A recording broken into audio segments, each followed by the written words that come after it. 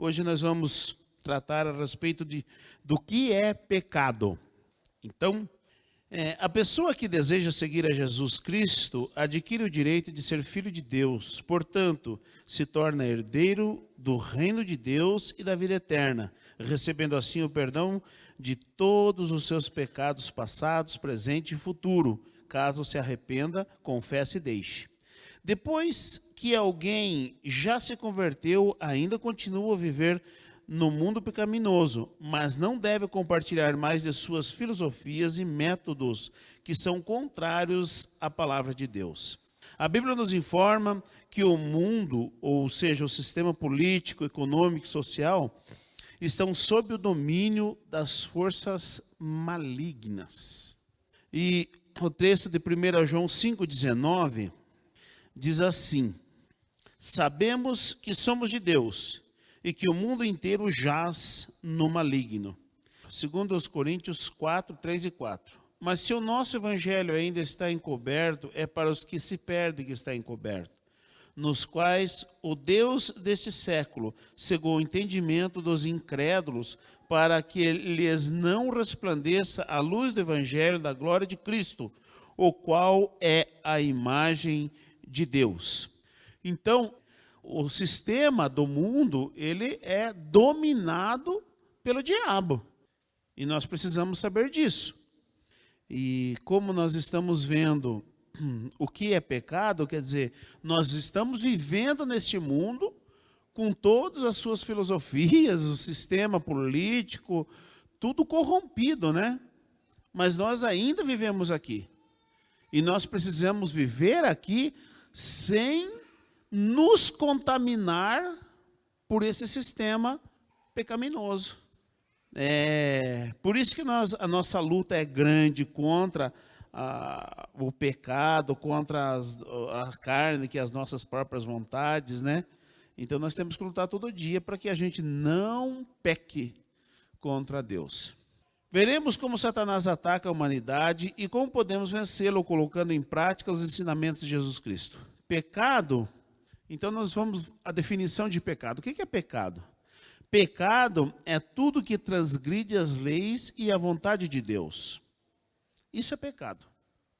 Tudo o que transgride a lei e a vontade de Deus. O fato de sermos tentados não nos coloca em condenação. Mas se cairmos na tentação, estaremos sujeitos ao juízo de Deus. Ser tentado não é pecado.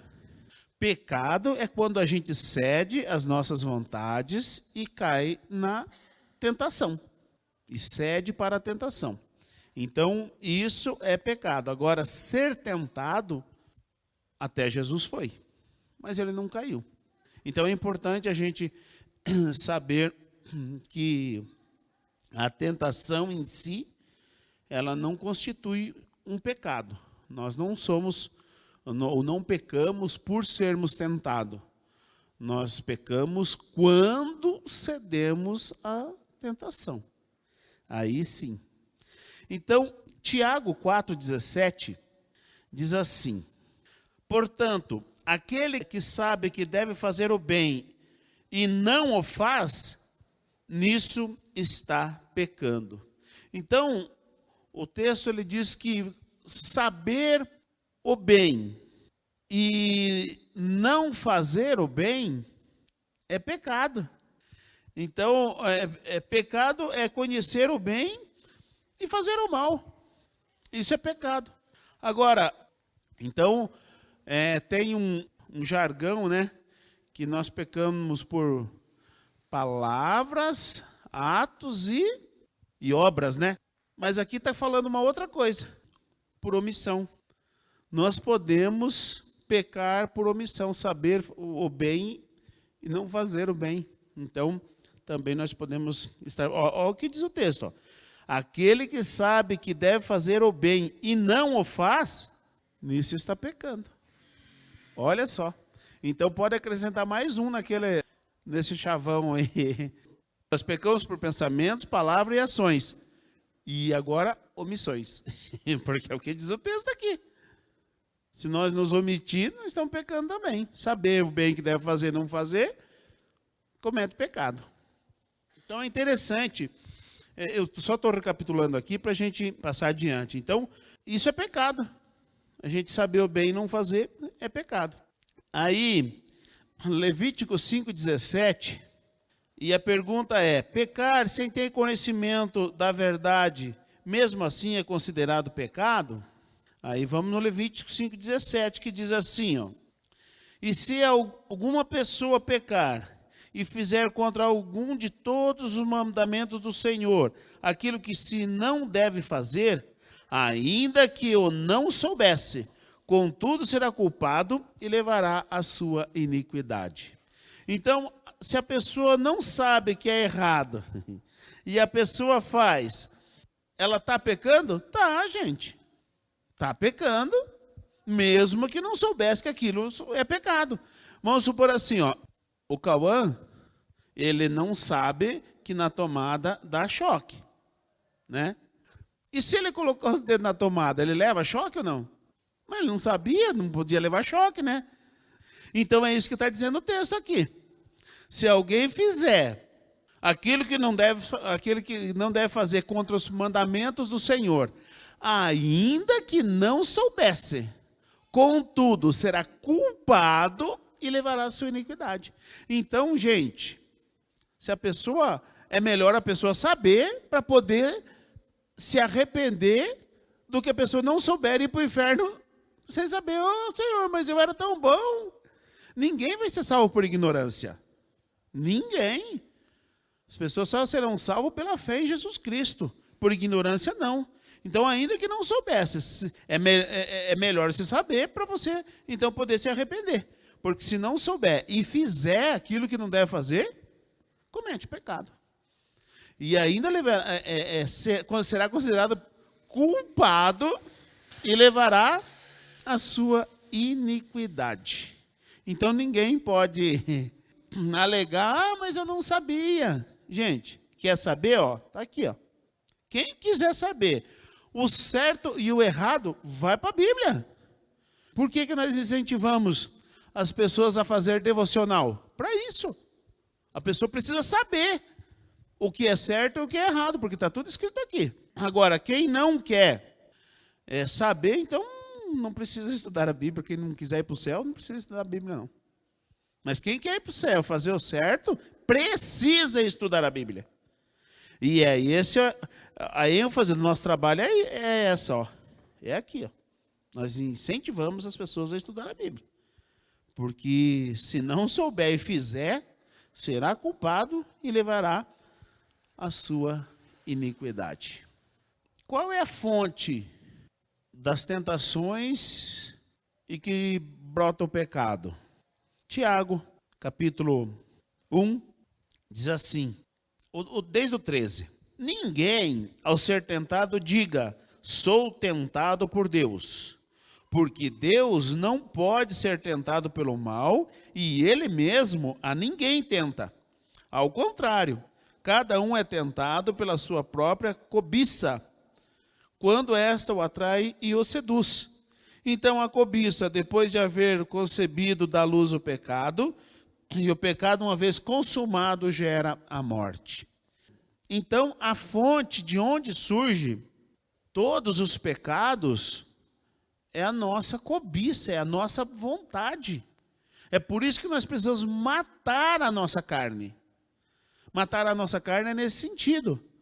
É pecado eu sentir fome? É pecado? Não. E é pecado eu comer? Também não. Agora, tem outras coisas que eu tenho vontade e se eu fizer, eu estou cometendo pecado. Então é importante, não é a vontade da carne que fala, é aquela vontade pecaminosa, que contraria a palavra de Deus. É disso que está falando. Então, não é pecado eu ter fome, e não é pecado eu comer, mas isso é uma necessidade da carne, né? Uma necessidade humana. Mas tem coisa que não. Tem coisas que eu tenho vontade, ou as pessoas têm vontade, mas se fizerem, estão pecando. Não pode fazer. Como surgiu o pecado no mundo? Gênesis, capítulo 3, versos... Eu vou ler desde o 1 para entender melhor. Mas a serpente, mais sagaz que todos os animais selváticos que o Senhor Deus o tinha feito, disse à mulher: é assim que Deus disse: não comereis de toda a árvore do jardim? Respondeu a mulher: do fruto da árvore do jardim podemos comer, mas do fruto da árvore que está no meio do jardim, disse Deus: dele não comereis, nem tocareis nele, para que não morrais. Então a serpente disse à mulher: é certo que não morrereis, porque Deus sabe que no dia em que comerdes, se vos abrirão os olhos, e como Deus sereis, conhecedores do bem e do mal. Vendo a mulher que a árvore é boa para se comer, agradável aos olhos, e a árvore desejável para dar entendimento, tomou-lhe do fruto e comeu, e deu também ao marido, e ele comeu. Abriram-se então os olhos de ambos, e percebendo que estavam nus, coseram folhas de figueiras e fizeram cintos para si. Veja bem, como que surgiu o pecado no mundo? O pecado já existia antes de Adão e Eva? Sim, existia. Quem que foi o primeiro a pecar? Então o pecado começou no céu. Quando um querubim da guarda ungida, ele quis ser igual a Deus. Ele se rebelou contra Deus, levou uma terça parte dos anjos, e veja como é o pecado. A rebelião aconteceu no céu, gente, num ambiente perfeito. E como que aconteceu esse ambiente perfeito? Fofocas. Fofocas. O capeta começou a querer ser igual a Deus e foi contaminando um. Esse um falou: sabe que é mesmo? Deus não é tão Deus assim, não. Vamos seguir o Lúcifer aqui. Olha ele, gente boa. Eu acho até melhor que Deus. E aí esse um já contaminou o outro, que foi com o outro, que foi com o outro. De repente, 1/3 do céu caiu na cilada do capeta. E aí o que aconteceu? Deus não poupou ninguém. Ah, é? Vocês querem se rebelar? Então tá bom. 1/3 do céu foi lançado por terra, condenados eternamente. É assim que Deus trata a rebelião. Rebelião não tem outro tratamento a não ser punição. Não tem outro tratamento. É por isso que eu não tolero fofoca aqui na igreja. Não tolero mesmo. Noel, Binho, Érica, Magda, que estão desde o início aqui, missionário, né? Sabe disso. Quantas reuniãozinhas nós não fazemos no final do culto, não é? Senta aqui, senta aqui. Ah, fulano, quem é um passarinho? Não, passarinho não fala. Ah, o passarinho, quem que foi? Fulano. Ah, fulano, senta aqui, ó. Está falando que você falou isso aqui, ó. É assim que se trata a fofoca. Não tem outro jeito. Mas fofoca não pode haver no meio da igreja. Olha o que aconteceu. 1/3 do céu caiu por causa da fofoquinha aqui, ó. Então, foi assim que surgiu o pecado. Agora, o pecado no mundo foi aqui com Adão. E a Eva foi lá, caiu na cilada na tentação, né? A serpente veio falando, que a serpente é esse mesmo capeta que o missionário se reportou aí, né? Esse mesmo aí, veio e enganou a Eva. Esse é o trabalho do diabo. É seduzir para levar vantagem. Porque o pecado parece muito bom. Parece muito bom quando a gente está prestes a cair. Só que qual que é a diferença? Na tentação não vem a consequência do pecado. Na tentação não vem a consequência. Só mostra um lado da coisa. E olha o que o diabo mostrou para Eva. Vocês vão ser que nem Deus. Conhecedores do bem e do mal. Beleza. O que Adão e Eva conheciam até naquele momento? Só o bem. Então, olha como a tentação engana, o tentador engana. Ele não disse, ó, o bem vocês conhecem, vocês querem conhecer o mal? Ele não disse isso. Vocês vão ser como Deus. Olha o nível que colocou o mal. Vocês vão ser como Deus, para que eles caíssem. E nossa, nós vamos ser que nem Deus. É, que nem Deus vocês vão ser. Mas ele está apresentando só o mal. Só o mal. Mas ele não disse que estava apresentando só o mal. Ele disse, não, vocês vão ser que nem Deus. E eles caíram. Esse é o resultado. Quem cai na tentação, ele não vê o lado podre, o lado ruim da coisa. E aí, ela foi e comeu, deu para o Adão, e o Adão comeu. E aí eles, nossa, a gente está peladão. Então, mas a tentação não mostra o lado podre da coisa, só mostra o lado bom. Quer dizer, se Satanás chegasse para Eva e falasse, ó, o que foi que Deus falou para você? Perceba que Eva já aumentou um pouquinho, não foi o que Deus falou. Não é não para comer, nem para tocar. Não é isso. Como Deus vocês serão. Então é importante a gente saber que na tentação, a gente só vê o lado pintado, o lado bonito da coisa.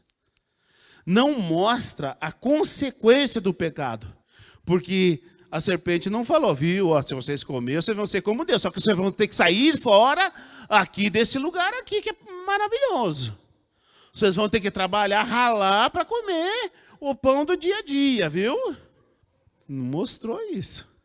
Isso só apareceu depois que eles fizeram. Então a consequência do pecado, ela só aparece depois de cometido o pecado. Antes de cometer o pecado, parece tudo bonito. Mas não é. A consequência é terrível. Por quê? Porque é maligna.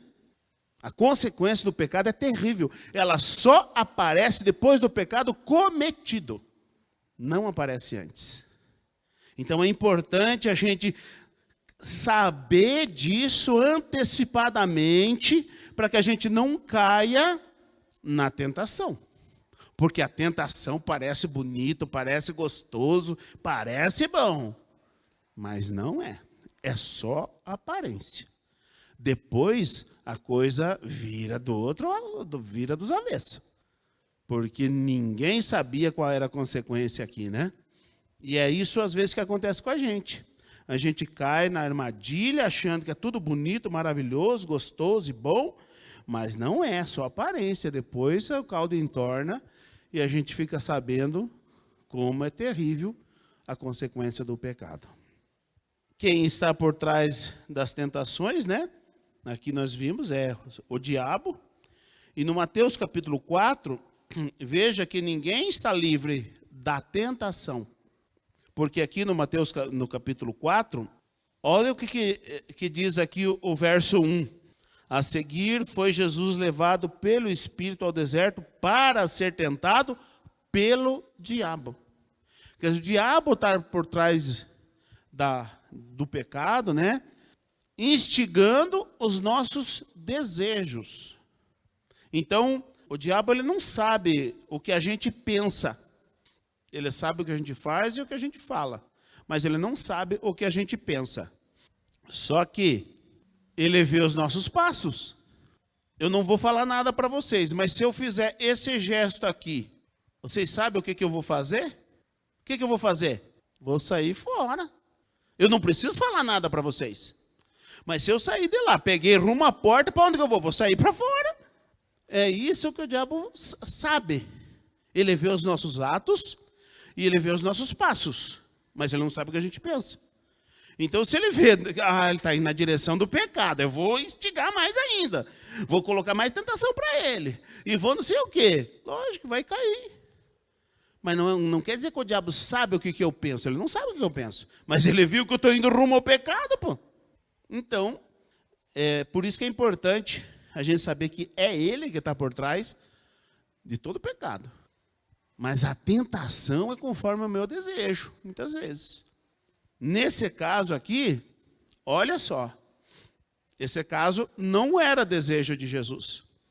Mas por quem que ele foi levado para ser tentado pelo diabo? Pelo Espírito. Por quê? Porque ele era homem. E ele em tudo foi tentado, mas não pecou. Então, muitas vezes, a tentação é por causa do nosso desejo. Mas nem sempre. Mas nem sempre. Então, é o diabo que está por trás do pecado. Que vem e instiga nós através da tentação. Aqui era o diabo que estava por trás de todos esses negócios aqui, ó. Tentando Jesus. E olha qual foi a tentação. Jesus, depois de ter jejuado 40 dias e 40 noites. O que uma pessoa, depois de 40 dias sem comer, ela mais quer? Comida. O diabo vem no ponto-chave nosso. Ele vem com a tentação no ponto-chave nosso. Pô, depois de 40 dias, não adianta oferecer uma Ferrari, não. É na comida que eu vou chegar. E se tu és filho de Deus, manda que essas pedras se transformem em pão. Então, o diabo sempre vem na tentação naquilo que a gente mais precisa. Ou naquilo que a gente mais quer, ou naquilo que a gente mais precisa, naquilo que a gente mais deseja. É aí que vem a tentação. Só que Jesus, ele tudo foi tentado, porém ele não pecou. Mas era o diabo que estava por trás disso. Mas quem levou foi o Espírito. Então é diferente quando nós somos tentados numa provação. A provação, ela é um instrumento de Deus. Mas a tentação é um instrumento do diabo.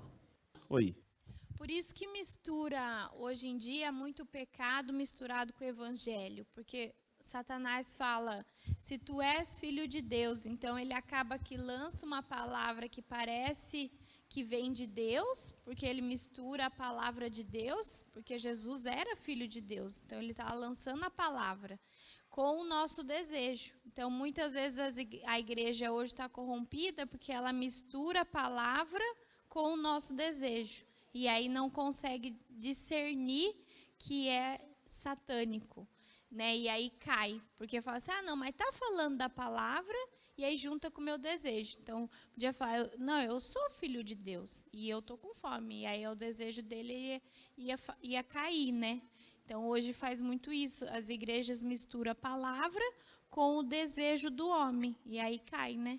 Boa tua colocação. Realmente, a gente está vendo muito disso hoje no meio da igreja. Corrompendo a palavra por causa do desejo do homem. O homem quer ouvir coisa bonita, então vamos falar coisa bonita. O missionário só tem o evangelho e salvação. Mas é só isso que nós temos. Nós não podemos falar alguma coisa para agradar alguém. Eu gosto tanto do Toninho, deixa eu falar algo para agradar o Toninho. Estou errado.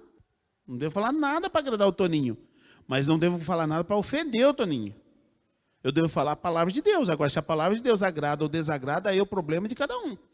Jesus, ele precisava cumprir toda a Escritura. E ele precisava passar por essas tentações. Por quê? Porque ele, como homem, ele passou e venceu, e não pecou, e não caiu na tentação. Então, é possível nós também não cair na tentação e não pecar. É possível. Mas para isso, nós precisamos, aqui, estar guiado pelo Espírito. Jesus, mesmo no deserto, mesmo na tentação, ele estava sendo guiado pelo Espírito. Mesmo no momento terrível, cara a cara com o diabo. Então, ele estava sendo guiado pelo Espírito. Quando nós somos guiados pelo Espírito, nós podemos enfrentar até o diabo, que nós não iremos cair. Mas se nós não for guiados pelo Espírito, se nós for guiados pelos nossos desejos, certamente nós iremos cair. Certamente nós iremos cair. Então, aí não tem justificativo que nos justifique. O pastor falou que o diabo não vê os pensamentos da gente, né? Deus vê. O diabo ele não trabalha em cima, por exemplo, de mal intenção da gente. Ele não vem tentar a gente com pensamento. A gente tem um pensamento maligno de querer fazer alguma coisa errada.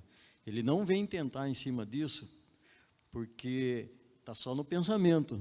A gente não está indo fazer ainda, está só maquinando. O diabo não vem tentar em cima disso.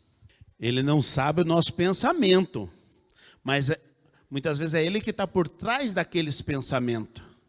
Vamos supor assim, ó, você está aqui na internet. Você vai rolando a página, aí você vê um negócio que você não deveria ver. Aí você rola a página, aí vem aquele pensamento, mas só uma olhadinha. Esse pensamento já não é você que está pensando, já é a tentação.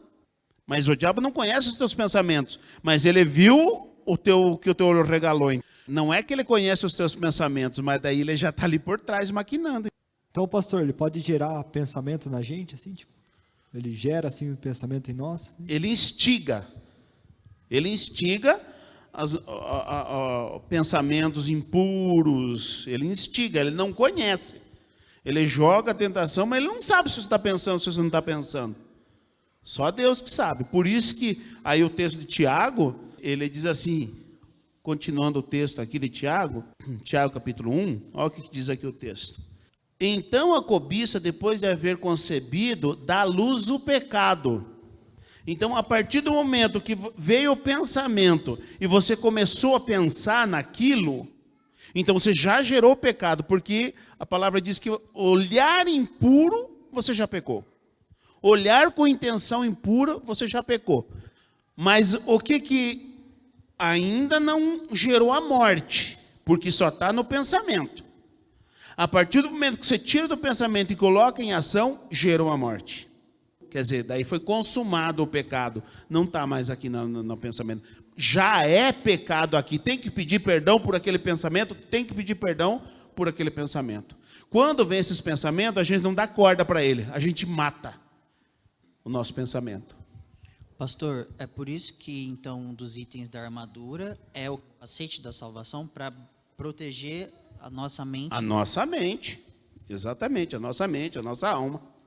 Em Gênesis, 8, 21, diz assim, olha só o que Deus diz sobre o homem, a origem. E o Senhor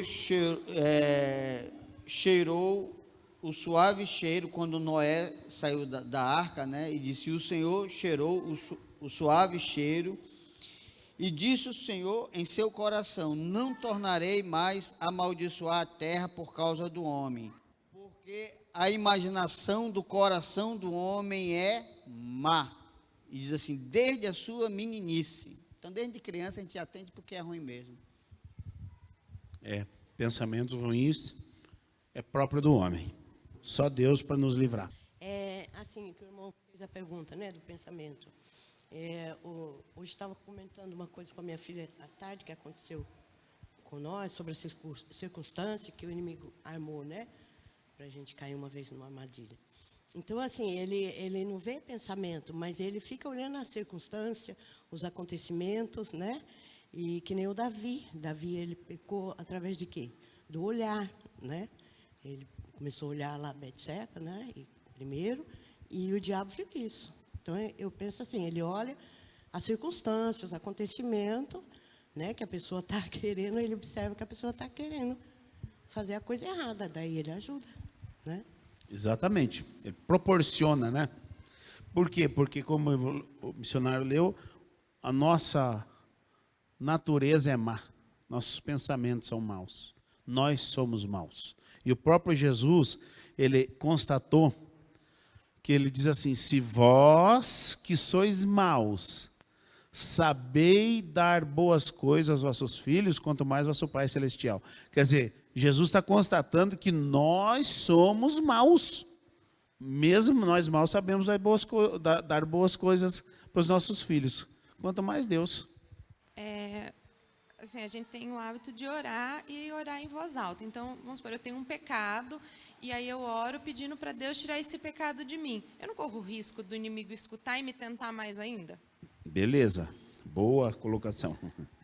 Gente, maior é o que está em nós do que o que está no mundo. Nós não devemos ter medo do diabo. Nós não devemos ter medo do diabo. O diabo, ele é mau, ele tem poder, tal, mas ele não pode com o nosso Deus. Quem está ao nosso redor é Deus. O diabo pode ouvir você falar, pode não sei o quê, mas se você está cuidado por Deus e é guiado pelo Espírito, Ele não pode fazer nada. Então não tem problema você orar em voz alta, confessar. O pecado só pode ser confessado em voz alta. Ou não em voz alta, falado, né? Eu não posso chegar assim, Senhor, me perdoa daquele... em nome de Jesus, amém. Você não confessou, porque é condicional.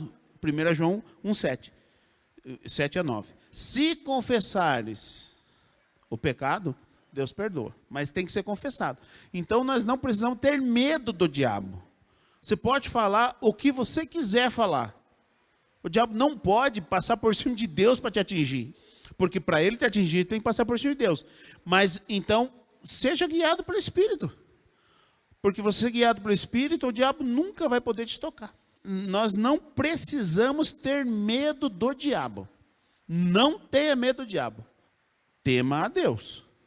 Tema a Deus. Mas não tenha medo do diabo, não. O diabo, para poder tocar em nós, ele precisa passar por cima de Deus. Quem diz que ele consegue, entendeu? Então, não tem problema. Pode confessar o pecado em voz alta, sem problema nenhum. Ele tentar é o trabalho dele, 24 horas por dia. Mas cair é que nós devemos estar, então, sendo guiados pelo Espírito para não cair. Então, quais as consequências que o pecado traz? E aí nós vamos aqui em Romanos, no capítulo 6, verso 23. Olha o que diz. Porque o salário do pecado é a morte, mas o dom gratuito de Deus é a vida eterna em Cristo Jesus, nosso Senhor. A consequência do pecado é a morte. Só que, uma vez o pastor Rodrigo falou um negócio aqui, que uma pessoa falou para ele, eu fiz isso e não caiu um raio na minha cabeça. Não é nesse sentido, você pecou, veio um raio na tua cabeça e matou você. Mas a morte que está falando aqui é a separação de Deus. Você vai estar se separando de Deus gradativamente e vai chegar um ponto em que Deus não te ouve mais. Porque Isaías 59, 1 e 2 diz, são os vossos pecados que faz separação entre vós e o vosso Deus, e as vossas iniquidades encobre o seu rosto de vós para que não vos ouça. Então, nós vamos pecando e nós vamos se separando de Deus. Então, a morte é separação de Deus, é disso que está falando. Aí nós estamos mortos achando que estamos vivos, só porque estamos dentro de uma igreja. Pastor, voltando um pouco do estudo, qual que é a diferença entre fofoca e você se abrir para ser aconselhado? Boa. Fofoca é quando você tem uma situação, vamos supor assim, aconteceu uma situação entre você e o Vitor, e você tira essa situação do Vitor e vai no João. O João é líder de vocês? Não. Então, jamais você deveria tirar a situação e levar no João. Por quê? Você vai falar da tua parte, do teu lado, e vai contar o teu lado para o João. O João vai ficar contra o Vitor muitas vezes. Por quê? Não acredito, o Vitor, não acredito. Ele nem pensava nada do Vitor, mas porque você falou que amigo dele contaminou o que ele pensa do Vitor. Aí ele vai e conta a bonitona ali. E assim vai se espalhando. De repente o Vitor está mal falado, ele nem sabe do que é. Então isso é fofoca. Agora, quando acontecer um problema entre você e o Vitor, e você chega assim e fala, o pastor, olha, eu preciso falar, eu tive um problema com o Vitor, assim, isso não é fofoca. Isso você está buscando o reparo, o conserto. É diferente. Todas as vezes que acontece alguma coisa e você leva para o líder ou para o pastor, não é fofoca. Você está buscando o conserto. Mas vamos supor que o problema não foi entre vocês dois. E você viu acontecer uma situação. E você traz também para os líderes, não é fofoca. Você está buscando o conserto. Desde que você não peça sigilo. Se você chegar e falar assim, pastor, olha, eu vi fulano fazer isso e isso, mas pelo amor de Deus, não toca no meu nome. Pronto, acabou. Então não fala para mim. Porque nós precisamos dar a condição de trabalho. Porque senão, eu não posso chegar assim na pessoa. Um passarinho me contou que você fez isso. Jamais. Jamais. Deus me mostrou. Jamais. Eu estaria errando, eu estaria pecando, entendeu? Usando o nome de Deus em vão. Então, também tem essa situação. Se você vê, você quer que o teu irmão seja salvo, você ama o teu irmão, então fala, pastor, ó, eu vi o fulano fazer isso, e pode falar que fui eu. Beleza. Fulano, vem cá, ó, fulano falou que você fez. É verdade ou é mentira?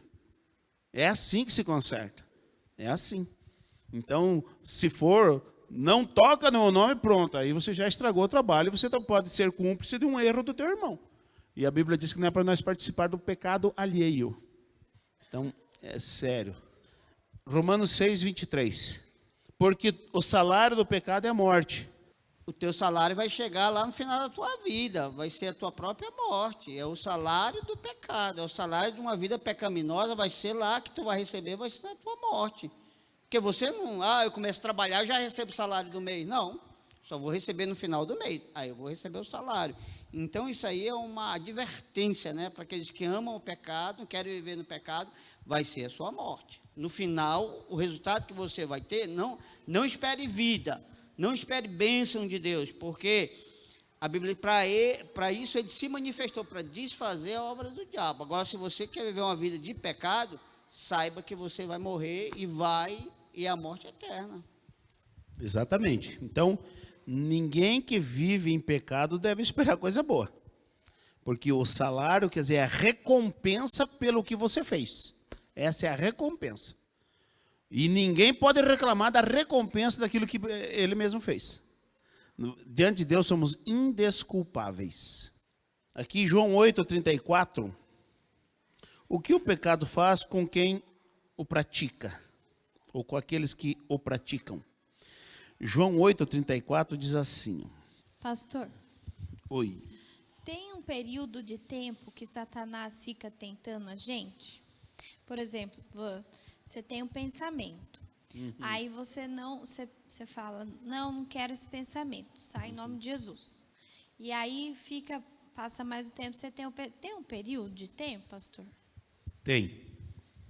24 horas por dia, desde o dia que você nasce até o dia que você morre. Para ele desistir, para acabar? Para desistir de uma vez? O diabo, essa é a função do diabo para nos tragarem, é nos tentar. E ele vai tentar nós todos os dias. Mesmo Jesus, ele tentou, que ele sabia quem Jesus era, ele foi e tentou. Então, quer dizer, quanto mais esse período é a vida toda, todos os dias, todos os momentos, ele vai tentar nos derrubar. E aonde que ele mais tenta? É aonde ele sempre nos derruba. Porque o que acontece? Se ele nos tenta, nós temos uma área frágil na nossa vida. Vamos pegar mentir. Você é mentiroso. Aí você vai ser, não minto mais, né? Só fala a verdade e tal. Beleza. E aí o diabo vai tentar todas as outras coisas e não te derruba. Aonde que ele vai de novo? Na mentira, porque lá ele sempre te derruba. Então ele vai tentar de um jeito, de outro, vai armar uma armadilha muito bem armada para que você caia. E aí, quando cair de novo, pequei de novo. O que é isso? Obra do diabo. Porque nós nos deixamos enredar por ele a tal ponto que nós fomos e caímos. A gente não pode culpar o diabo, porque sou eu o culpado, fui eu que caí. Então, muitos, culpa do diabo. Não é culpa do diabo, não, culpa é sua, culpa é minha, porque fui eu que caí na cilada do diabo. Assim, só para completar, assim, e como que faz?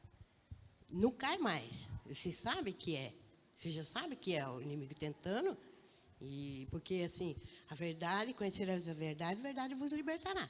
A partir do momento que você sabe, você ficou sabendo, bom, eu tenho essa fraqueza, e o diabo me pega sempre nisso. Então, é tomar uma posição e não cair mais. Sim. E aí você sabe quando o diabo está tentando, porque está lá no seu pensamento. Aí eu faço assim, né? Então, então, você sabe que aquele pensamento é a sua fraqueza, e você está pensando e você pode cair, acabou, não cai mais. Eu penso assim, a partir do momento que você não cai mais por um bom tempo, ele não vai mais mexer com aquela área sua.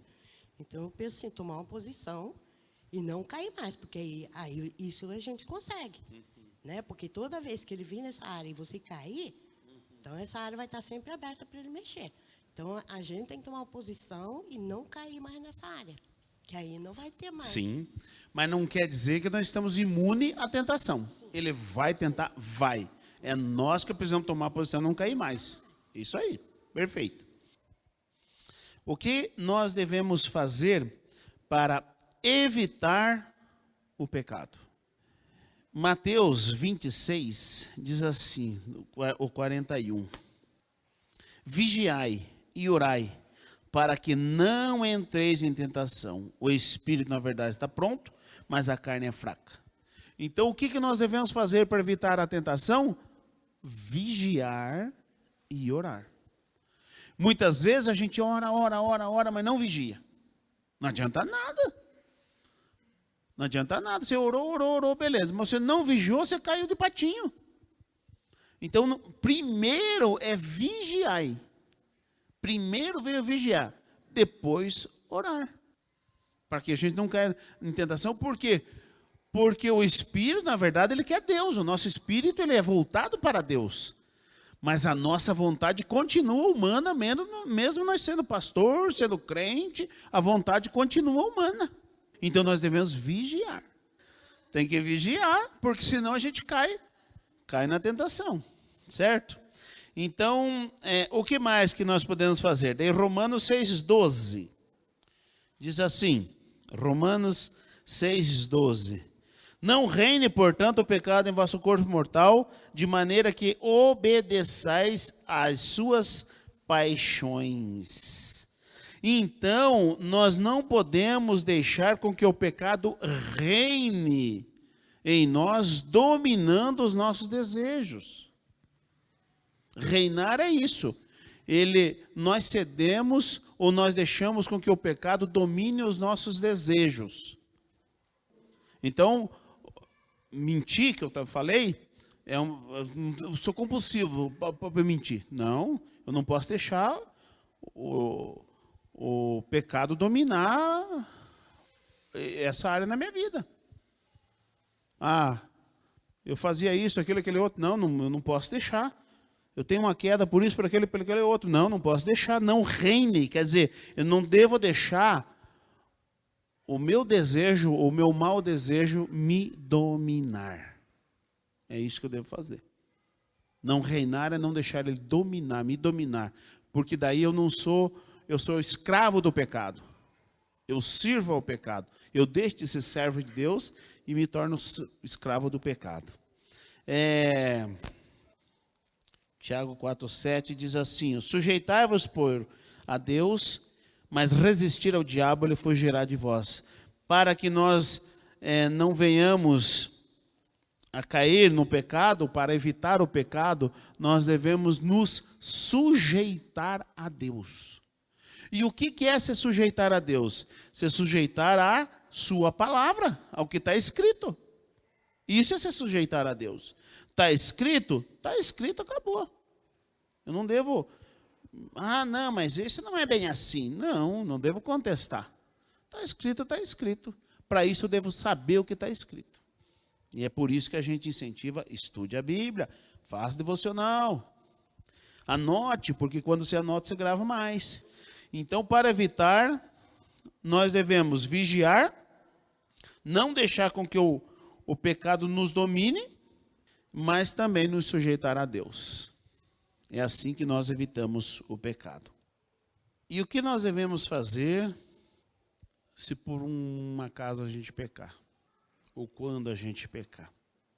O que a gente deve fazer? Provérbios 28, 13 diz assim, o que encobre as suas transgressões jamais prosperará, mas o que confessa e deixa alcançará misericórdia. Então, o que nós devemos fazer se porventura pecar? Confessar. Confessar. Se nós queremos ser tratados por Deus, quando a gente pecar, a gente deve confessar. Porque o ato de confessar mostra o arrependimento. O ato de encobrir mostra o remorso. E muitas pessoas, muitas vezes, agem só pelo remorso e não pelo arrependimento. Qual que é a diferença de remorso e arrependimento, que muitas confundem e pensam que é igual? Remorso, você tem medo da consequência do teu pecado.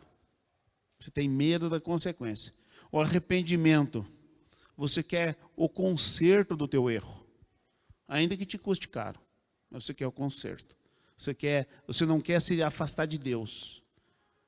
Então, essa é a grande diferença do remorso para o arrependimento. Só que, aí, o Atos 3,19, ele diz assim: arrependei-vos, pois, e convertei-vos para serem cancelados os vossos pecados, a fim de que da presença do Senhor venha tempos de refrigério, e ele enviou Cristo, que já vos foi designado. Então, o que nós precisamos, além de confessar o pecado, é nos arrepender. Só que quando nós confessamos, nós estamos mostrando que estamos arrependidos. A confissão mostra o nosso arrependimento. Por quê? Porque os nossos pecados nos separam de Deus. E ninguém que ama a Deus, ele quer ficar distante dele. Ninguém quer se afastar de Deus. Então, por isso que aquele que ama a Deus, ele vai se arrepender e vai confessar o pecado. Ele não vai tentar encobrir. Porque o texto diz que aquele que encobre as suas transgressões nunca prosperará, quer dizer, nunca vai se aproximar de Deus, vai estar sempre distante de Deus. É interessante, eu vou fazer alguns comentários aqui, só para a gente concluir. Tem muitas pessoas que quando pecam, elas acham que não tem mais jeito diante de Deus, não tem mais perdão para aquele pecado. Então, e as pessoas assim vão só se afastando de Deus, por achar que não tem mais perdão, que não sei o quê. E eu vou falar para vocês, eu sofri 18 anos. Sofri 18 anos achando que Deus não me perdoava de um pecado que eu cometi.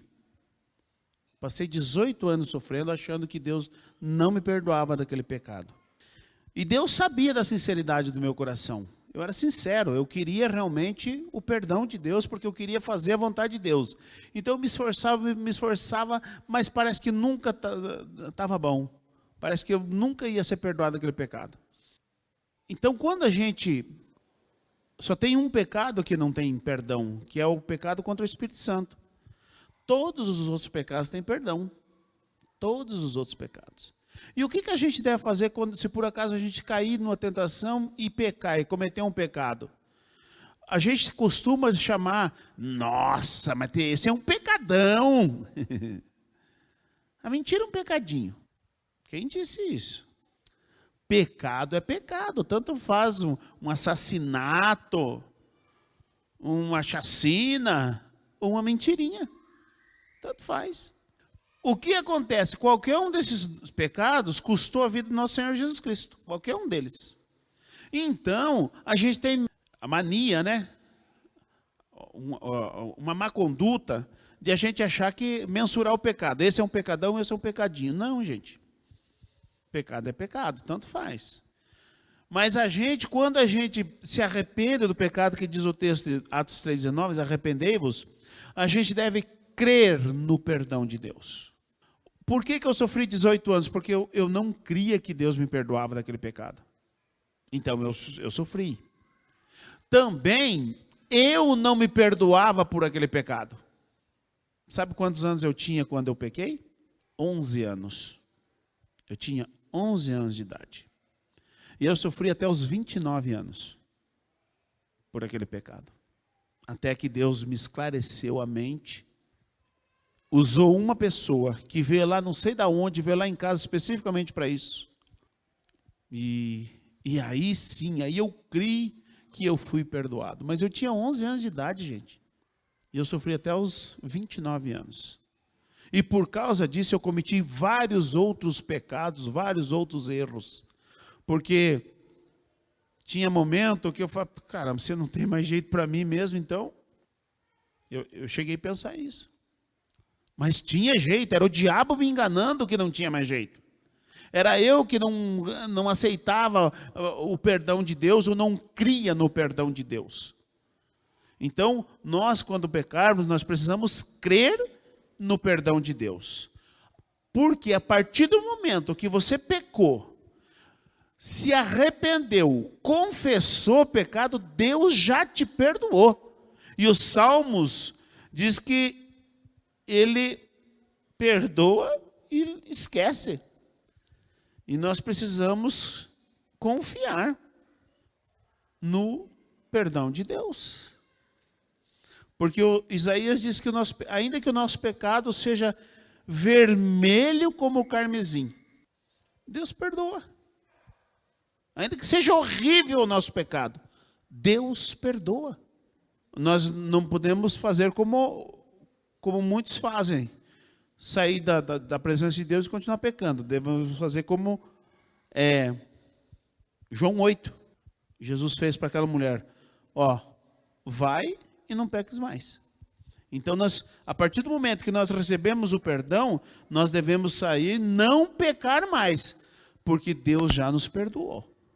Então, nós também devemos crer, então, que Deus nos perdoou. Mas também devemos nos perdoar. Porque isso atrapalha muitas vezes a nossa caminhada com Deus. É achar que Deus não nos perdoou daquele pecado que cometemos, porque ele é muito feio. Para Deus não tem esse pecadão e pecadinho. Tanto faz. Ele perdoa qualquer um. Lógico que a consequência, dificilmente vocês ouvem notícia, né? De uma vizinha que foi presa porque mentiu para outra vizinha, porque fofocou por cima do muro com a outra vizinha. Dificilmente vocês vão achar uma manchete dizendo que ela foi presa. Mas que o vizinho matou o vizinho, esses vocês vão ver manchete. Então a consequência do pecado é diferente. Mas não quer dizer que o perdão seja mais fácil para um e menos fácil para o outro. Deus perdoa qualquer um pecado, menos o pecado contra o Espírito Santo. Então, nós precisamos também nos perdoar e crer que Deus nos perdoou, para que a gente então possa estar livre da acusação maligna. Porque o diabo ele vem nos acusar. Ainda que você pecou, já pediu perdão, se arrependeu, pediu perdão, aí de repente ele vem lá te acusar de novo. Mas você está querendo ser esse santarrão aí?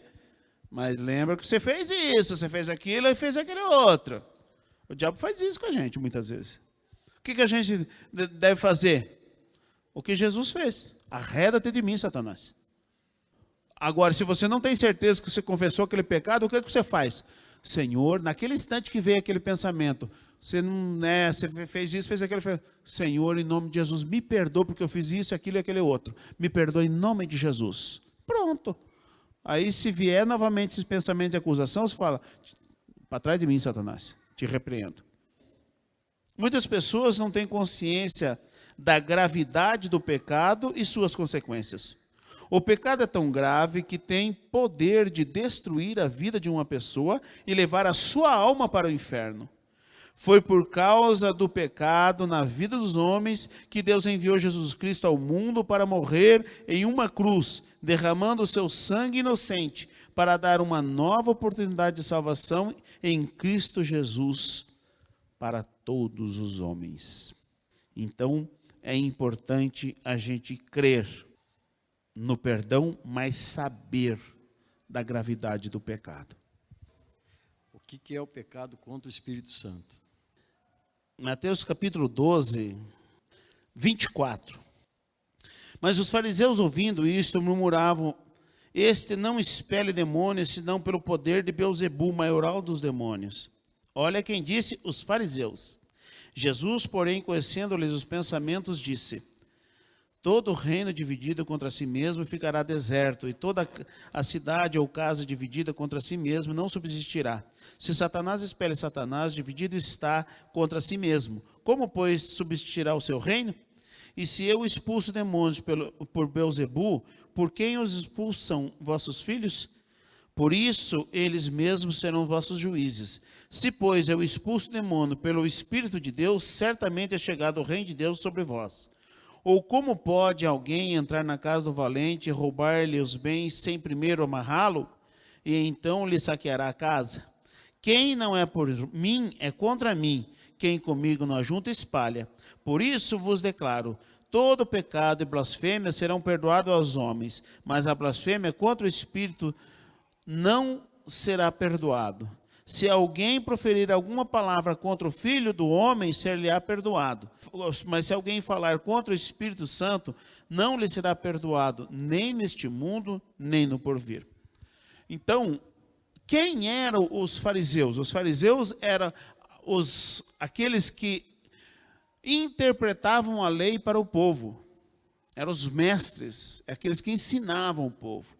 E aí, eles sabiam quem Jesus era.